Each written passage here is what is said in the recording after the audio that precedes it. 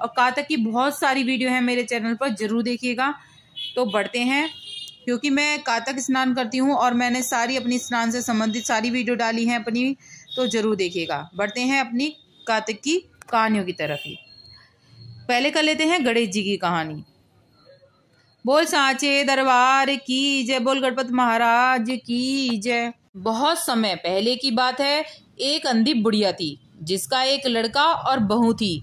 वो लोग बहुत गरीब थे। वह अंधी बुढ़िया रोजाना गणेश जी की पूजा किया करती थी।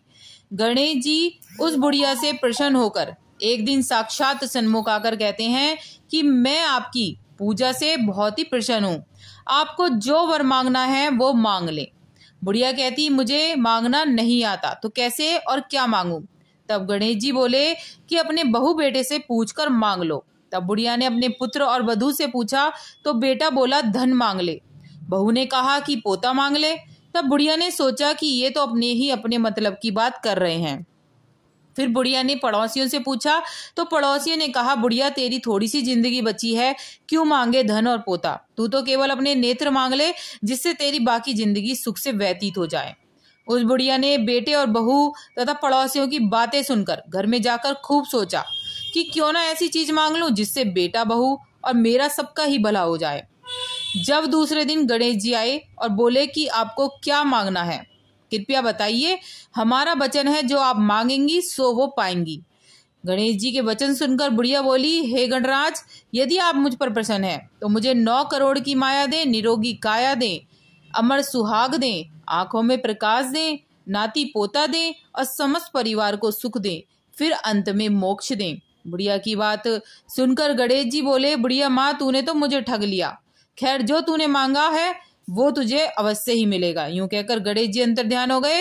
हे गणेश जी महाराज, जैसी आपने बुढ़िया को मांगे अनुसार दिया, आपने सब कुछ दे दिया, वैसे ही सबको देना और हमको भी देना, हमारे को भी देने की कृपा करना। बोल गणेश महाराज की जय। कार्तिक मास की दूसरी कथा। एक बुढ़िया माई थी जो चतुर्मास में पुष्कर स्नान किया करती थी। उसके एक बेटा और बहू थे। सास ने बहू को फलहार उपवास में खाने योग्य बनाने को कहा तो बहू ने खाली टिफिन ही रख दिया। बेटा माँ को पहुंचाने के लिए पुष्कर गया। रास्ते में माँ से बोला, माँ फलहार कर लो। जहाँ पानी मिला वही फलहार करने बैठ गई तो भगवान की कृपा से खाली टिफिन भी भर गया। माँ ने फलहार कर लिया। पुष्कर माँ के रहने के लिए झोंपड़ी बनाकर बेटा वापस घर आ गया।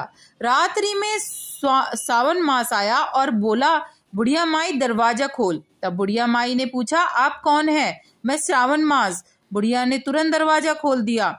बुढ़िया माई ने शिव पार्वती की पूजा अर्चना की और बेलपत्र से अभिषेक किया। जाते हुए सावन मास ने बुढ़िया को बहुत सारा आशीर्वाद दिया और झोंपड़ी की एक दीवार सोने की हो गई। भाद्रपद मास आया, उसने भी दरवाजा खोलने को कहा। बुढ़िया माई ने दरवाजा खोला, सत्तू बनाकर कजरी तीज मनाई। भाद्रपद मास में बुढ़िया माई को आशीर्वाद दे दिया और झोपड़ी की दीवार सोने की हो गई। और आश्विन मास आया और उसने भी दरवाजा खोलने को कहा। बुढ़िया माई ने दरवाजा खोला, पितरों का तर्पण कर ब्राह्मण भोज कराकर श्राद्ध किया। नवरात्रि में माँ दुर्गा को अखंड ज्योति जलाकर प्रसन्न किया। सत्य की विजय दिवस के रूप में बुराई का अंत खुशी में और दशहरा मनाया। आश्विन मास में जाते समय प्रसन्न होकर तीसरी दीवार में बहुमूल्य रत्नों से जड़ित कर दी और बुढ़िया माई को सदैव प्रसन्न रहने का आशीर्वाद भी दे दिया। इन सब के बाद कार्तिक मास आया, उसने भी दरवाजा खोलने को कहा। बुढ़िया माई ने दरवाजा खोला, अति प्रसन्न मन से कार्तिक स्नान किया, दीप दान कर दीपावली, गोवर्धन, भैया दूज, गोपाष्टमी, आमला नवमी सब मनाई। कार्तिक मास ने जाते समय आशीर्वाद दिया और झोंपड़ी के स्थान पर महल बन गया। बुढ़िया माई गरीबों की सेवा कर भजन कीर्तन में अपना समय व्यतीत करने लगी। बेटा अपनी माँ को लेने आया तो माँ और झोंपड़ी को पहचान न सका तो पड़ोसियों ने पूछा। उन्होंने बताया कि तो बेटा माँ के चरणों में गिरकर बोला, माँ घर चलो। सारे सामान के साथ घर ले गया। सासू माँ के ठाट बाट देखकर बहू के मन में लालच आ गया और उसने अपनी माँ को भी पुष्कर छोड़कर आने को कहा तो उसका पति अपनी सास को भी पुष्कर छोड़ आया। परंतु बहू की माँ की धर्म कर्म में बिल्कुल भी रुचि नहीं थी। वह 4 समय भोजन करती और दिन भर सोती। 4 मास आए और चले गए। जाते समय झोंपड़ी गिर गई और बहू की माँ गधी की योनि में चली गई। क्योंकि औरत लक्ष्मी का रूप होती है, लक्ष्मी की तरह चंचल होना चाहिए, भगवान की पूजा और अतिथि का सम्मान और दान पुण्य करना चाहिए। बहू ने कहा, अब माँ को ले जाओ। जब जमाई सास को लेने गया तो कहीं नहीं मिली। लोगों से पूछने लगा। लोगों ने बताया कि तेरी सास धर्म कर्म में कुछ नहीं करती थी, खाती थी और सो जाती थी, जिससे वह गधी योनि में चली गई है। जमाई गधी योनि सास को बांधकर घर ले गया और उसकी पत्नी ने पूछा कि मेरी माँ कहाँ है। तब पति ने कहा, तेरी लालच की वजह से तेरी माँ गधी योनि में आ गई। बड़े बड़े विद्वानों, पंडितों, ब्राह्मणों, ऋषि मुनियों से पूछने पर उन्होंने बताया कि तेरी सास के स्नान किए पानी से स्नान करने पर उसे मनुष्य योनि मिलेगी। तब बहू ने ऐसा ही किया। उसकी माँ पूर्ण मनुष्य योनि में आ गई। हे राधा दामोदर भगवान, जैसे बुढ़िया माई को दिया वैसे सबको देना। कहते सुनते हुंकारा भरते का भला, सारे परिवार का भला। बोल सांचे दरबार की जय। कार्तिक मास की तीसरी कथा। एक समय की बात है कि एक बूढ़े बाबा थे। उन बूढ़े बाबा की 2 बहुएं थी। ससुर जी का काम दोनों ही बहुएं करती थी।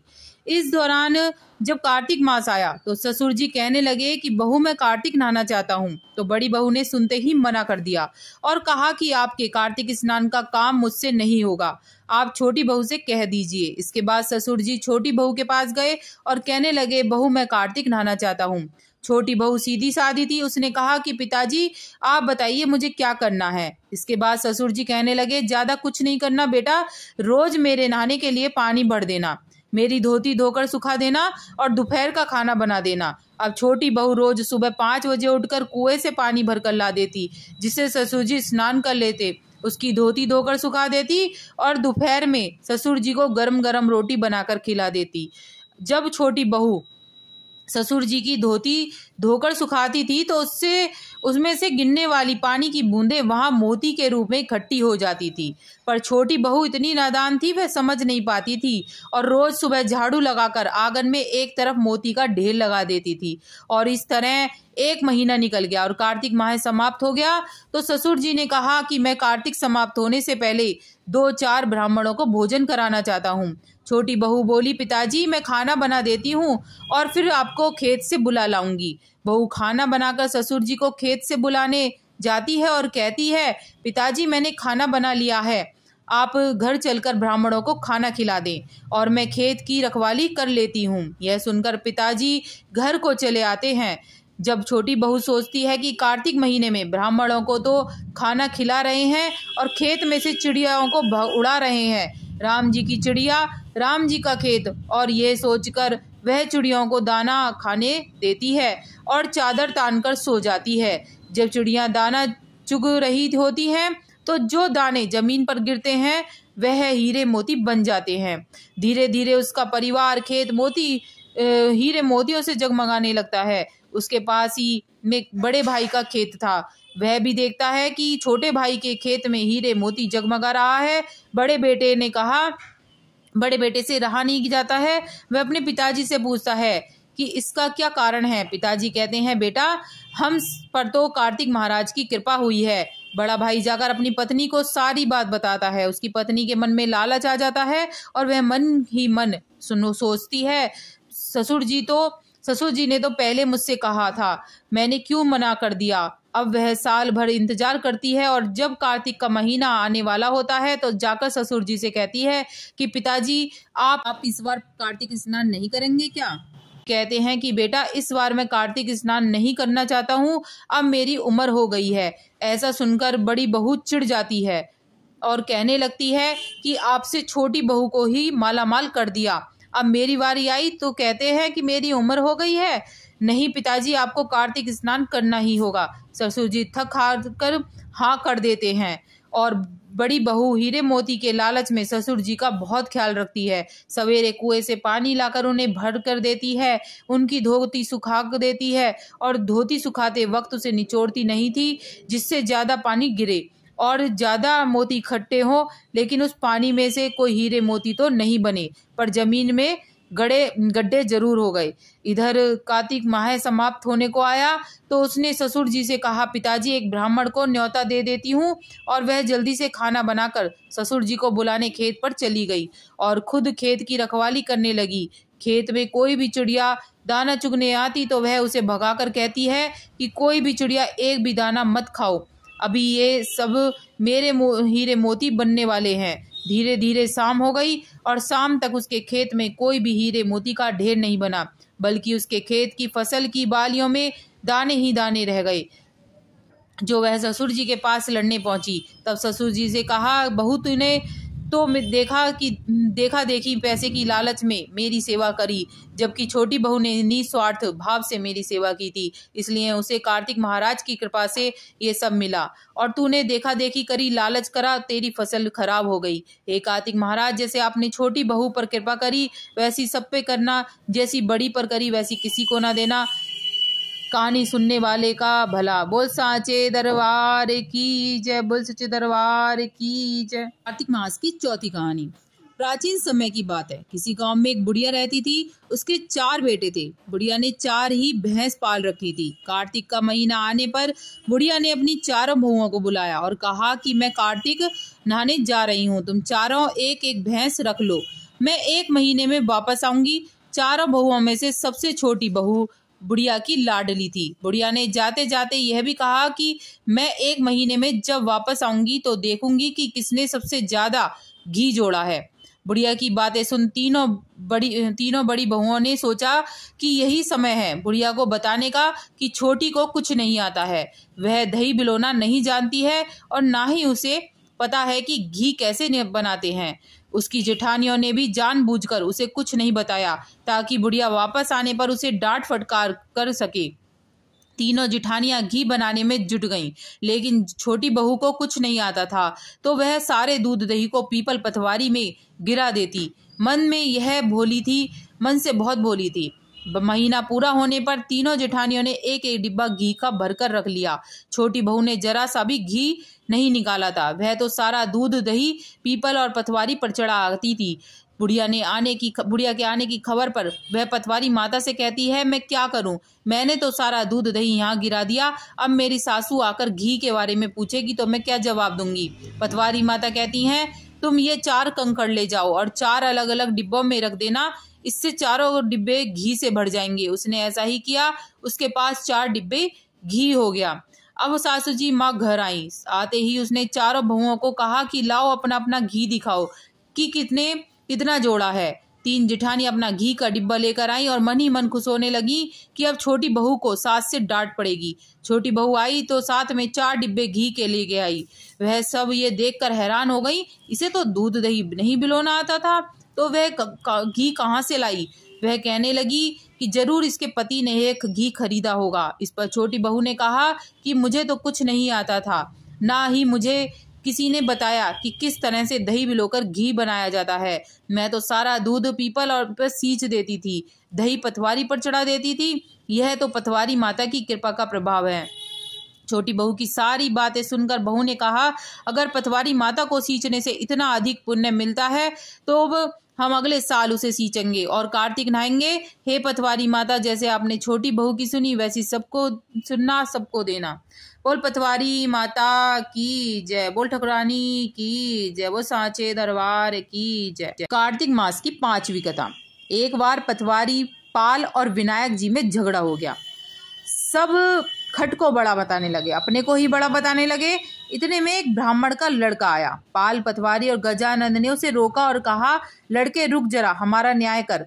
लड़का बोला, मैं कल वापस आऊंगा तब आपका न्याय करूंगा, आज तो मैं जाता हूँ। घर आकर लड़के ने माँ से कहा, माँ मुझे कल पाल और पतवारी और गणेश जी का न्याय करना है। तो माँ ने कहा, बेटा सबको बड़ा बता देना। दूसरे दिन लड़का वहां गया और बोला, पाल माता आप तो बहुत बड़ी हैं, क्योंकि हर व्यक्ति आता है स्नान ध्यान करके, जाते समय पैर की ठोकर दे जाता है, फिर भी आप नाराज नहीं होती हैं।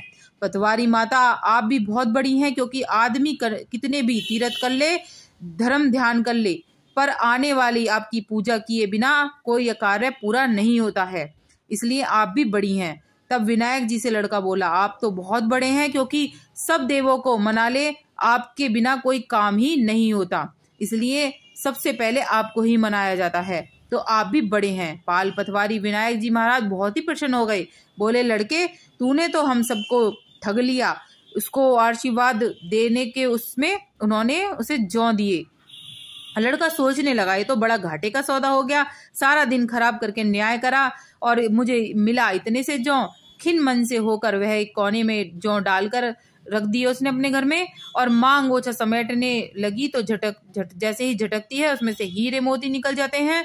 माँ बोली, बेटा ये कैसे, इतने सारे जो ये हीरे मोती कहाँ से आए? बोला, मैं तो वहां पर गया था उनका न्याय करने, तो गणेश जी महाराज ने ये सब चीजें दे दी, और उसकी वजह से बहुत ही खुश हुए माँ बेटा, और बोले कि हे पाल पटवारी विनायक जी महाराज, जैसे हमें दिया वैसे सबको देना। कहते सुनते हुंकारा बढ़ते का भला। बोल विनायक महाराज की जय, बोल गणेश भगवान की जय, उप पीपल पटवारी माता की जय। गणेश जी की पहली कहानी सुन लेते हैं। एक गांव में माँ बेटी रहती थी। एक दिन वह अपनी माँ से कहने लगी कि गांव के सब लोग गणेश मेला देखने जा रहे हैं, मैं भी मेला देखने जाऊंगी। माँ ने कहा, वहाँ बहुत भीड़ होगी, कहीं गिर जाओगी तो चोट लगेगी। लड़की ने माँ की बात नहीं सुनी और मेला देखने चली गई।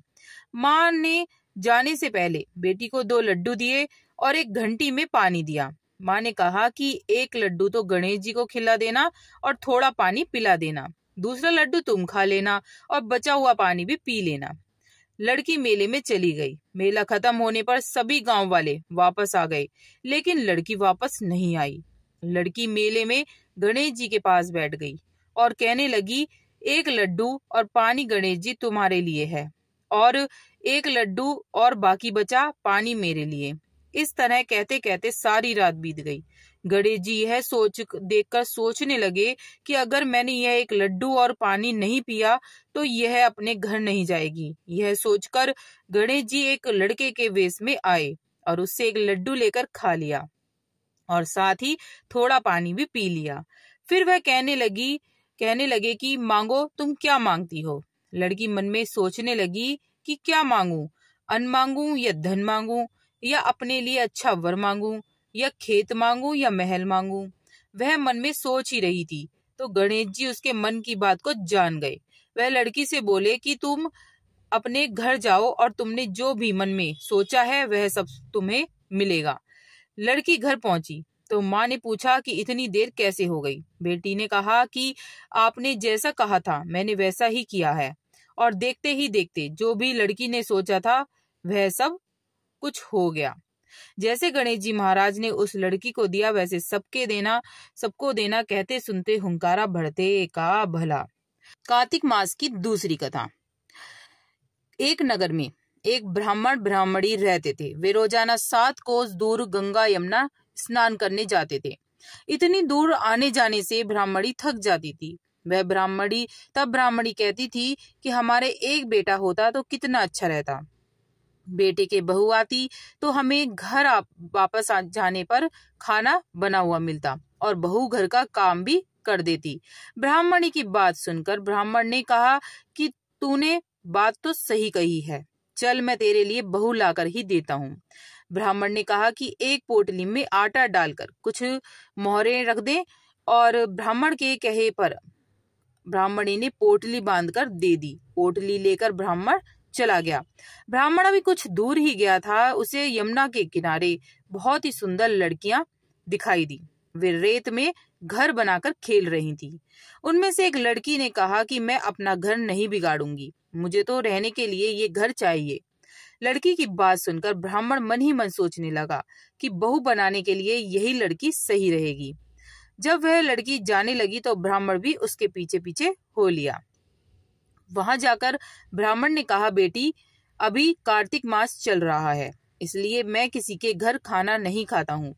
मैं आटा लेकर आया हूँ, तुम अपनी माँ से कह दो, पूछ लो कि वह मेरे लिए आटा छानकर 4 रोटी बना देगी। यदि वह मेरा आटा छानकर रोटी बनाएंगी तो मैं रोटी खाऊंगा। लड़की ने जाकर अपनी माँ से सारी बात कह दी। माँ ने कहा, ठीक है, जाकर बाबा से कह दे कि वह अपना आटा दे दें, मैं रोटी बना दूंगी। जब वह आटा छानने लगी तो आटे में से मोहर निकली।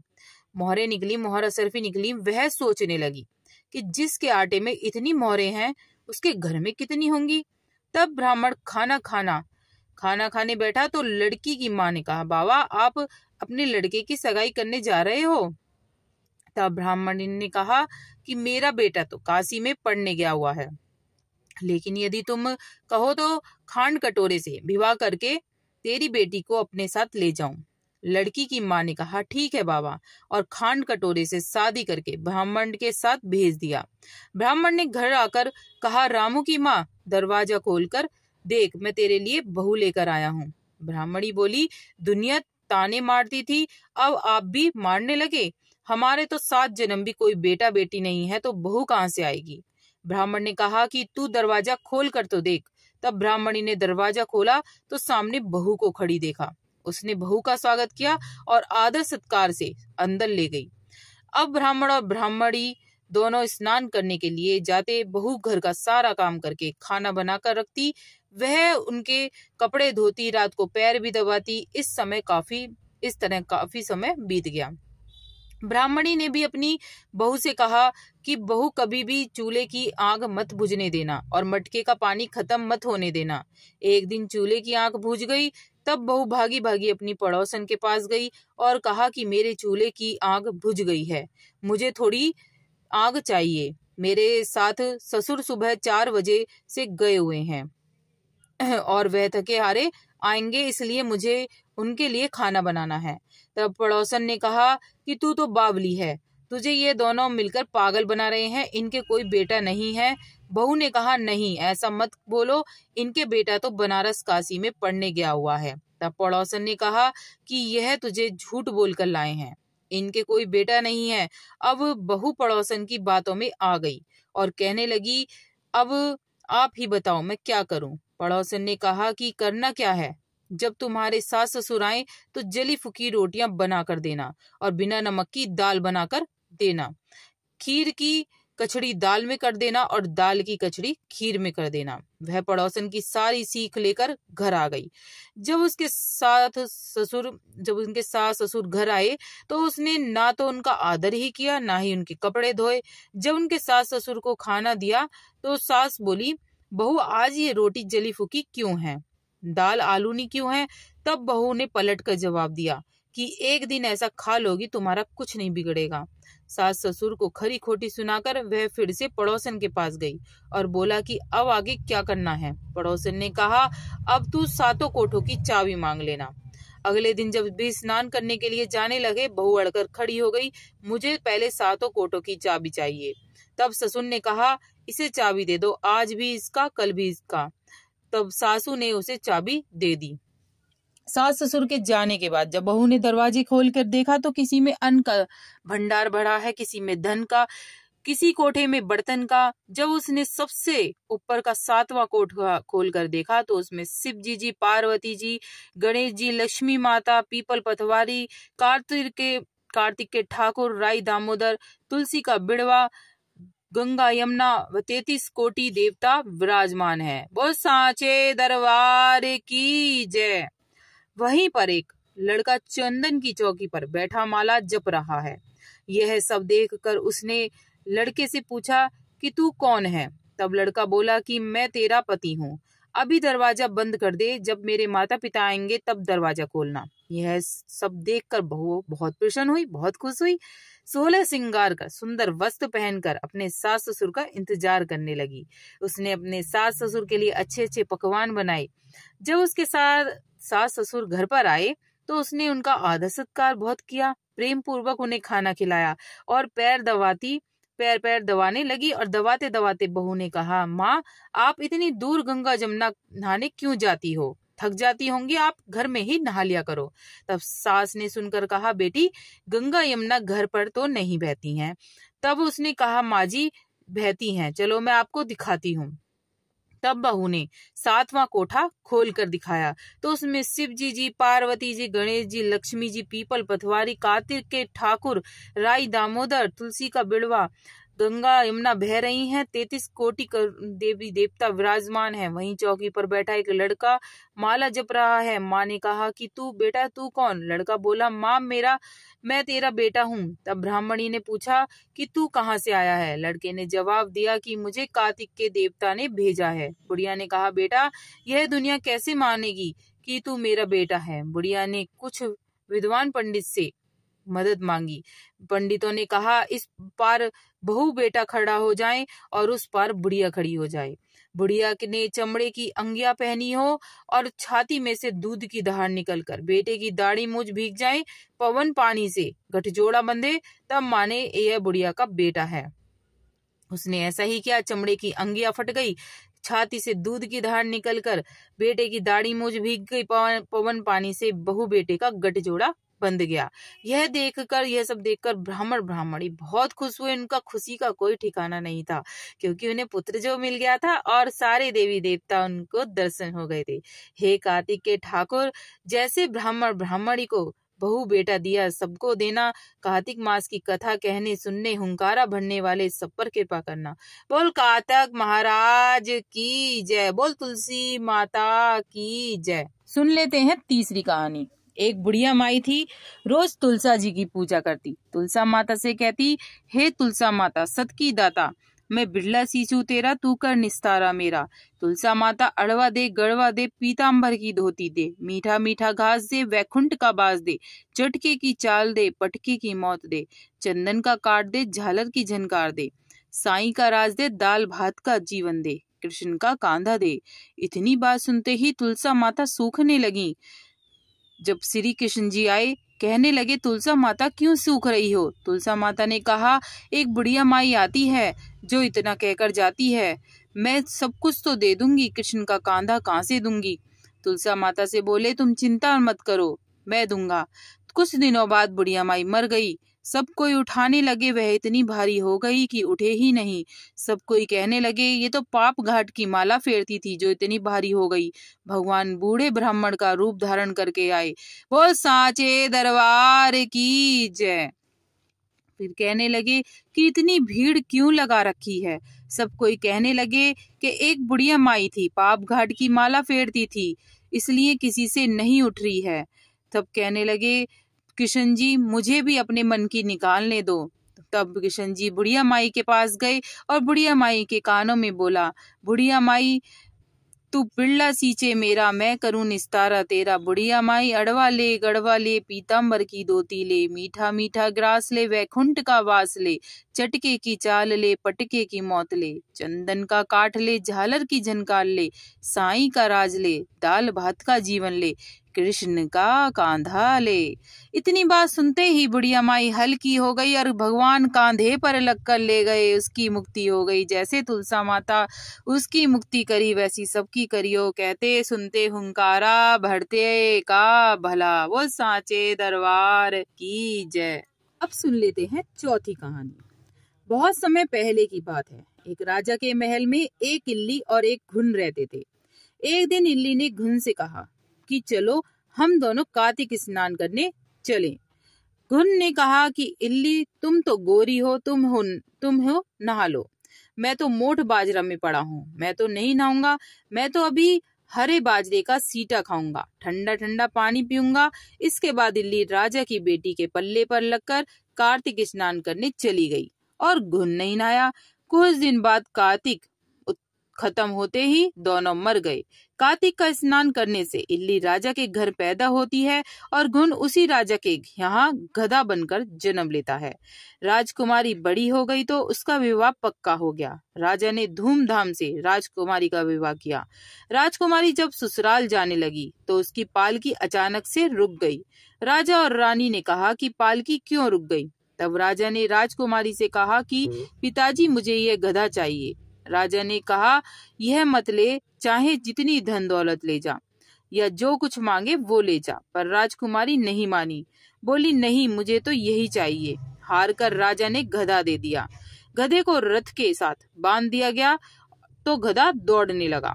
महल में पहुंचने पर गधे को महल के नीचे बांध दिया गया। तब राजकुमारी नीचे उतरती तो गधा कहता, मुझे पानी पिला दे। तब राजकुमारी ने कहा, मैंने पहले ही कहा था कार्तिक स्नान कर ले, पर तूने कहाँ सुनी मेरी। मैं तो बाजरा खाऊंगा और ठंडा ठंडा पानी पीऊंगा। राजकुमारी और गधे की बातें उसकी देवरानी जेठानी सुन रही थी। वह दोनों अपने देवर के पास गईं। बोली कि तुम जादूगरनी ब्याह कर लाए हो, जानवरों से बात करती है वो। अपनी भाभियों की बात सुनकर राजकुमार बोला, मैं ये बात नहीं मानूंगा। जब तक मैं अपनी कानों से नहीं सुन लेता, अपनी आंखों से देख नहीं लेता, तभी मानूंगा। अगले दिन वह सीढ़ी पर छिपकर बैठ गया। राजकुमारी आई और गधे ने उससे फिर वही बात कही, जिस पर राजकुमारी ने फिर से वही उत्तर दिया। यह सब देखकर राजकुमार तलवार निकालकर सामने आया और बोला, तुम जानवरों से कैसे बात करती हो, बताओ कि तुम कौन हो। उस पर राजकुमारी ने उससे कहा, किसी औरत का भेद नहीं खोलना चाहिए, लेकिन वह अड़ा रहा, नहीं, मैं यह सब जानकर ही रहूंगा। राजकुमारी की जिद पर आगे राजकुमारी हार गई और उसने पिछले जन्म की सारी बातें उसे बता दी। वह इल्ली थी और यह गधा घुन था। इससे मैंने कार्तिक नहाने की बात कही, लेकिन इसने मना कर दिया। इसके परिणाम स्वरूप यह इस जन्म में गधा बन गया और मैं राजा की बेटी के पल्ले से लगकर नहाई थी तो राजकुमारी के रूप में पैदा हुई, इसलिए मैं तो इससे पिछले जन्म की बातें कर रही थी। राजकुमारी की सारी बात सुनकर राजकुमार बोला, क्या कार्तिक स्नान का इतना पुण्य मिलता है? राजकुमारी ने कहा, हाँ, बहुत पुण्य मिलता है। राजकुमारी की सारी बातें सुन राजकुमार ने कहा, यदि कार्तिक स्नान का इतना महत्व है तो हम दोनों कार्तिक स्नान जोड़े से करेंगे और दान पुण्य भी करेंगे, ताकि आने वाले समय में हम सुख पूर्वक रह सकें। दोनों ने जब जोड़े से स्नान किया तो उनके पास काफी धन हुआ। इस कहानी के बाद सभी को कहना चाहिए कि हे कार्तिक महाराज, जैसे आपने इल्ली को फल दिया वैसे सभी को देना, और जैसे घुन को फल दिया वैसे किसी को ना देना। बोल सांचे दरबार की जय, बोल कार्तिक महाराज की जय। अब सुन लेते हैं कार्तिक महाराज की 5वीं कथा। एक सास बहू थी, दोनों कार्तिक नहाया करती थी। सास जो थी 12 कोस जाती, 12 कोस आती, और बहू जो थी वो कढ़ैया में पानी डालकर कह देती, मन चंगा तो कटौती में गंगा। गंगा जी वहीं आ जाती और बहू नहा लेती। एक दिन क्या हुआ, सास गई हुई थी गंगा नहाने, उसकी नथ बह गई। घर में बहू नहाई थी, उसकी कढ़ैया में आकर गिर गई। सास आई और उदास होकर बैठ गई। बहू ने पूछा, सासू जी आज उदास कैसे बैठी हो? सास ने कहा, बेटा आज मेरी नथ गंगा में गिर गई। उसने निकाल कर दिखाई। बोली, तेरे पास कैसे? बोली, आप 12 कोस जाती हो, 12 कोस आती हो, और मैं कढ़ैया में पानी डालकर कह देती, मन चंगा तो कटौती में गंगा। गंगा जी वहीं आ जाती हैं और उसी में आपकी नथ बह आई। मैंने ले ली। जैसी सास ने आई वैसी किसी को ना आए, जैसी बहू ने आई वैसी सबको आए। कहते सुनते हुंकारा भरते का भला। बोल तुलसा माता की जय, बोल कार्तिक महाराज की जय। इस तरह से अब सभी देवी देवताओं के जय जयकार लगाने हैं आपको, और इस तरह से पूरी हुई कहानी। वीडियो उपयोगी लगे तो लाइक सब्सक्राइब जरूर करिएगा, जिससे आगे वीडियो मिलती रहे।